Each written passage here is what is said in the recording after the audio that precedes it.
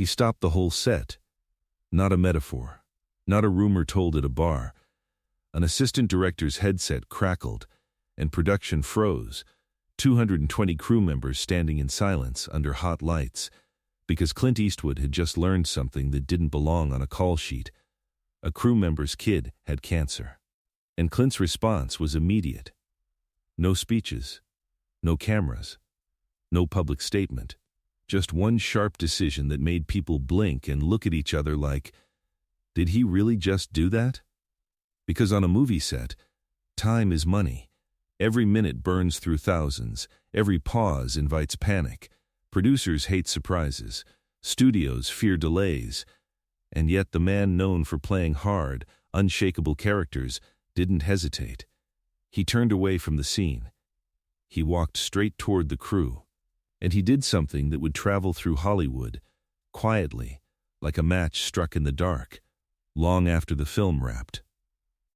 But here's the question. What exactly did Clint do that made even the toughest people on that crew go still? And why did one person in charge, someone with power over paychecks, schedules, and reputations, try to stop him? Because what happened next wasn't just kindness. It was a confrontation. And Clint Eastwood didn't raise his voice once. She implies, without saying it, that if he can't handle the day, someone else will.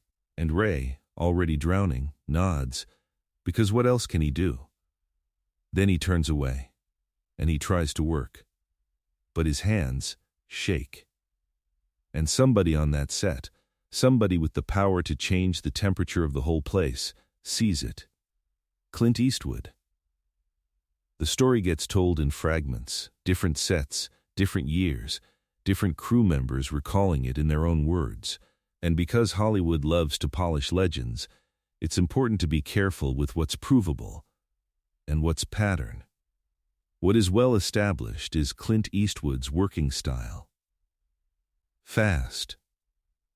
Efficient. Minimal takes. Actors have publicly described it, one take, maybe two, then move on. Matt Damon even recalled Eastwood's blunt, time-protective philosophy. When Damon asked for another take early on Invictus, Clint answered with a simple question. Why you want to waste everybody's time? Source. That line matters, because it tells you something about the environment. On a Clint Eastwood set, momentum is sacred. The machine keeps moving. So when an industry story says Clint interrupted that machine for a crew member's family crisis, specifically a child battling cancer, it hits harder. Because it suggests this wasn't a PR gesture. It ran against the very thing Eastwood protects most: time. Picture the setting: a large studio-backed production. Union crew.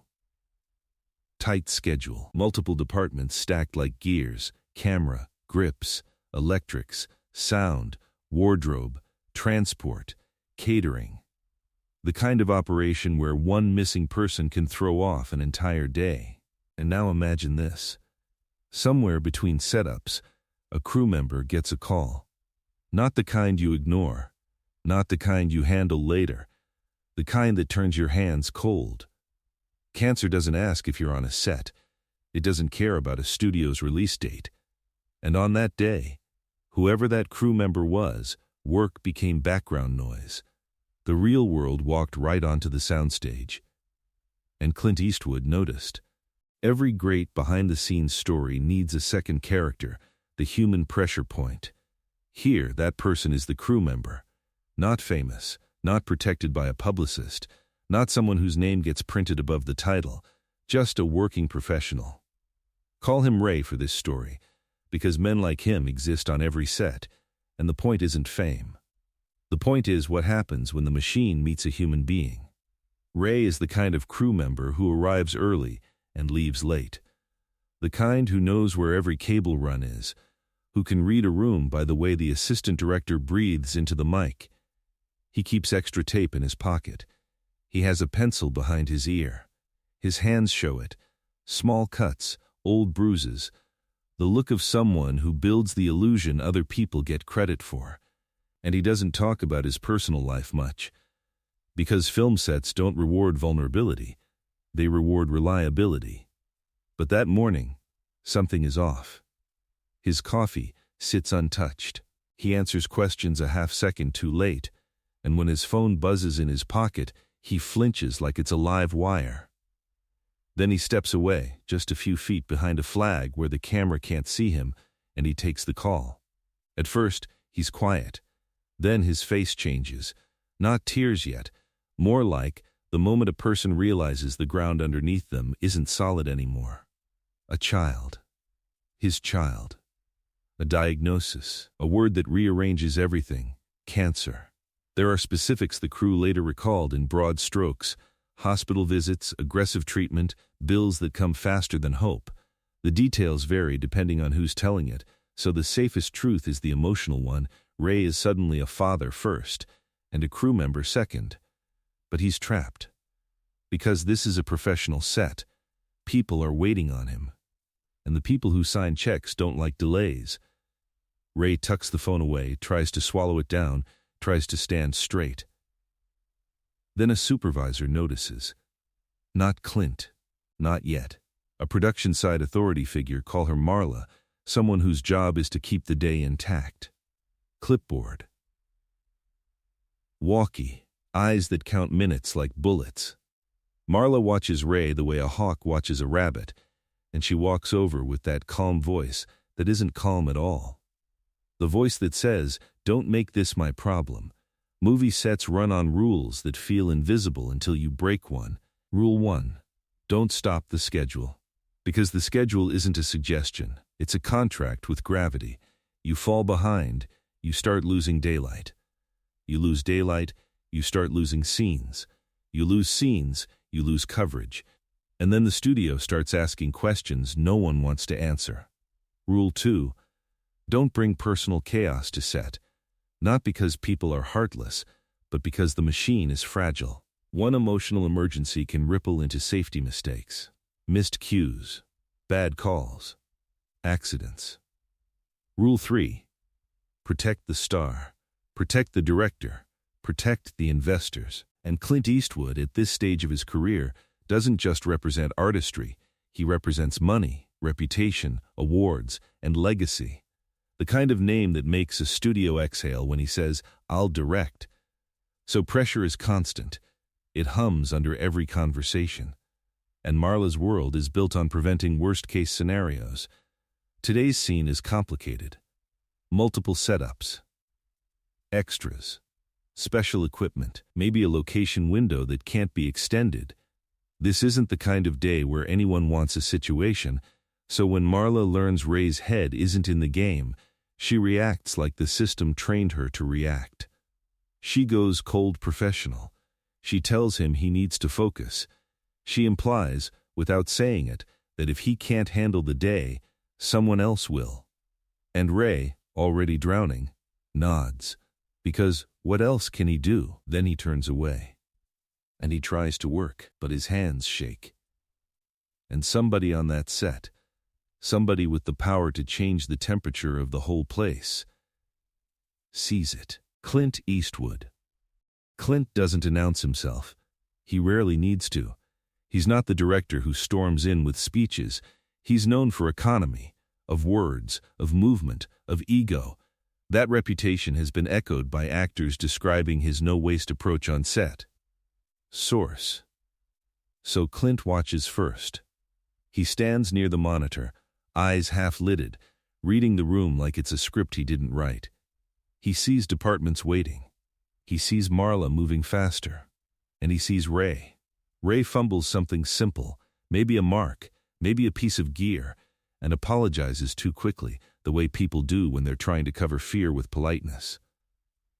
Clint's gaze stays on him, not angry, not suspicious, just attentive. Then Clint asks a question that isn't loud, but it lands. What's going on with him? A nearby crew member hesitates, because on sets, information is currency, and you don't spend it unless you have to. But Clint asks again. Calm. Direct. And someone finally says it. His kid's sick.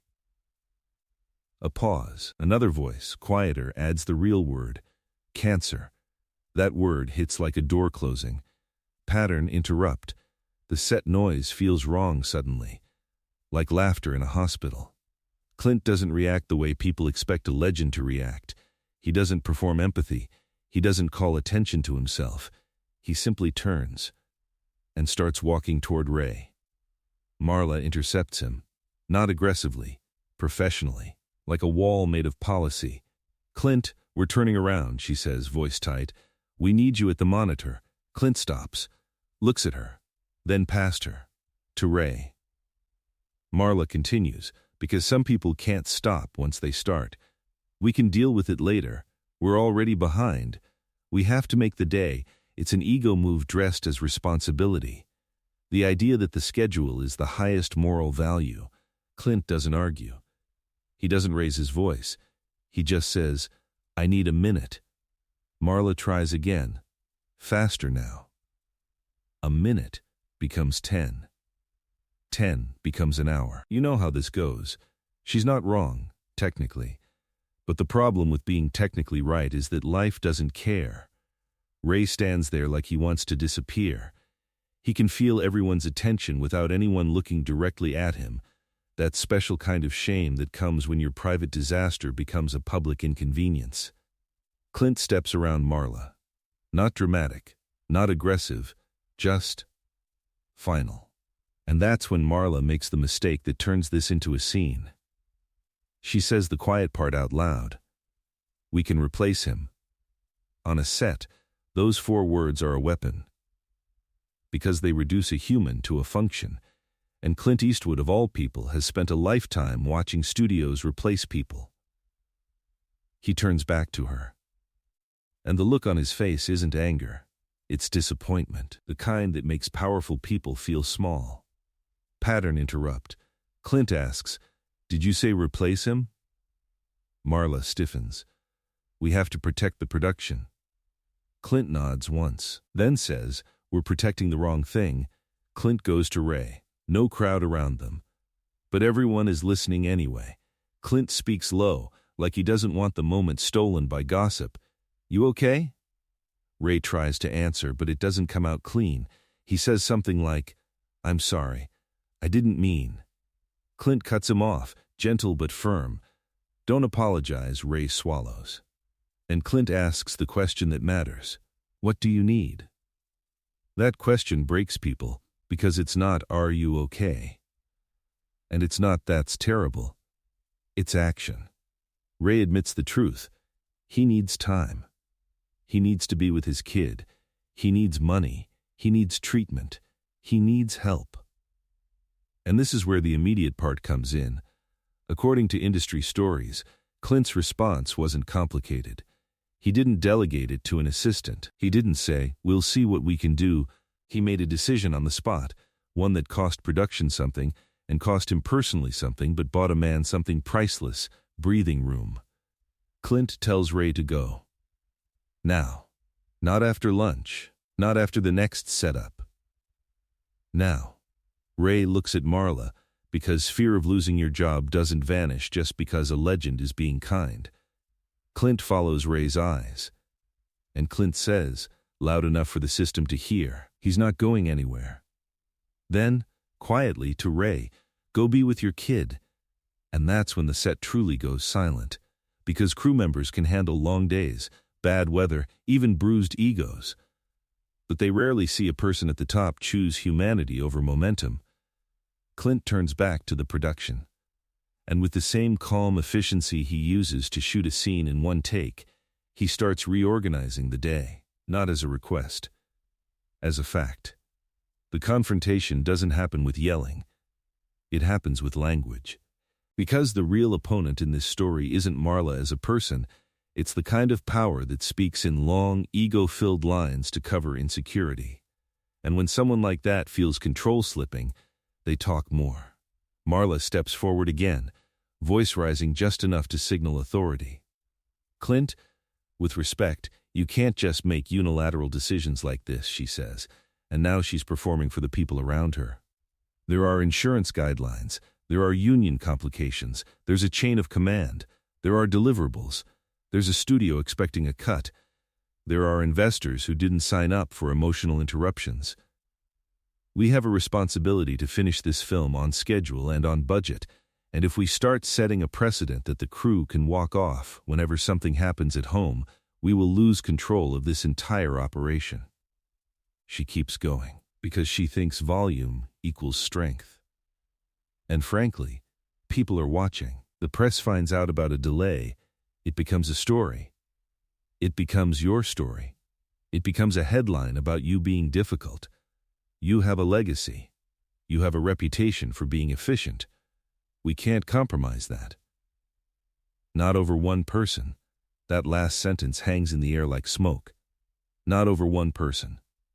Around them, crew members pretend to work while listening with their whole bodies. Someone on sound doesn't move a muscle. Someone on camera stares at the floor. Because everybody understands what's actually being tested here. Not the schedule. The soul of the set. Clint Eastwood listens. He doesn't interrupt. He lets the ego exhaust itself. Then he answers. And his lines are short, clean, final. He says, "It's not an interruption, pause. It's a child." Another pause. He looks around the set, at the faces that never get photographed at premieres.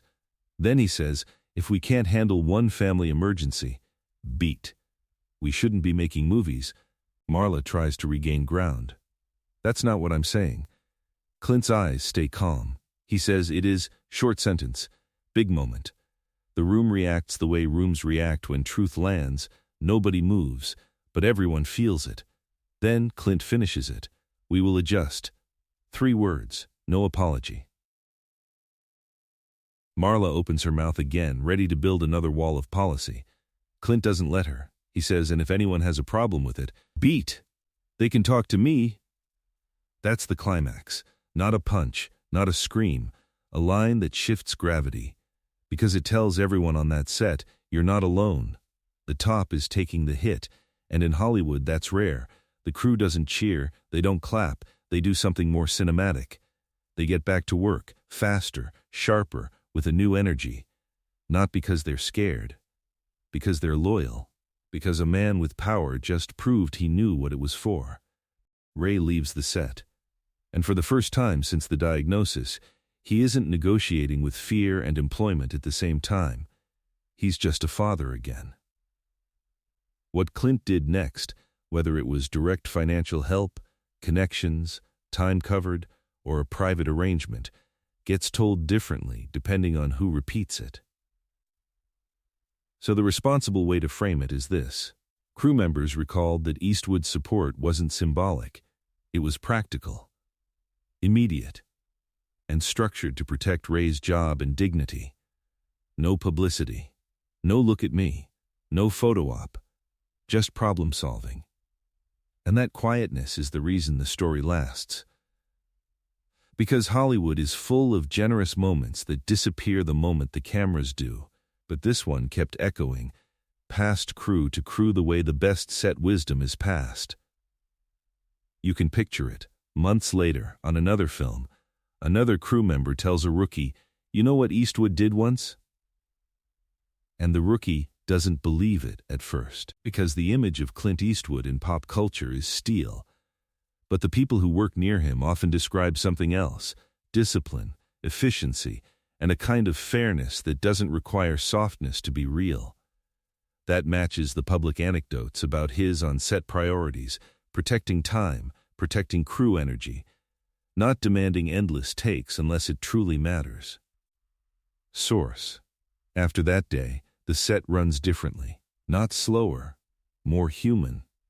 Marla doesn't vanish, but her tone changes. She chooses words more carefully, because she learned something the hard way. You can run a set like a factory, or you can run it like a team. Only one of those gets people to go to the ends of the earth for you, as Damon described Eastwood's crew first: logic, source, and somewhere in that ripple is the real legacy. Not the box office, not the awards. The culture a leader creates when nobody's watching. There's a reason stories like this survive, because they cut through the fake mythology. They show the difference between image and character. Clint Eastwood built a career playing men who look unbreakable. But the deeper strength, the rarer strength, is what he showed that day. He didn't treat a crew member like a replaceable part. He treated him like a person whose life mattered more than the shot.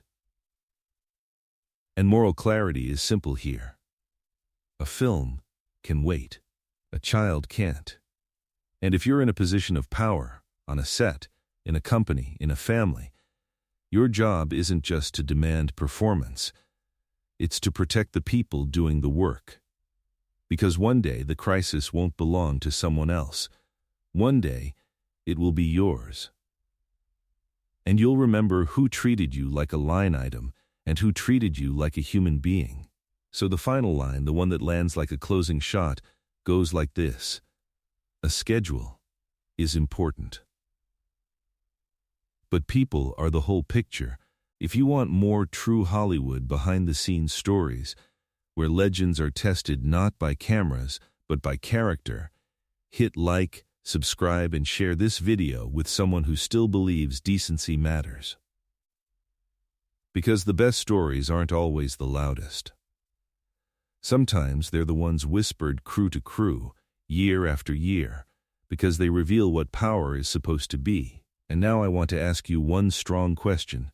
If you were in Marla's position, responsible for the schedule, would you have done what Clint did, or would you have protected the production first? Drop your answer in the comments. I read them. And remember, in Hollywood anyone can call action, but not everyone knows when to stop.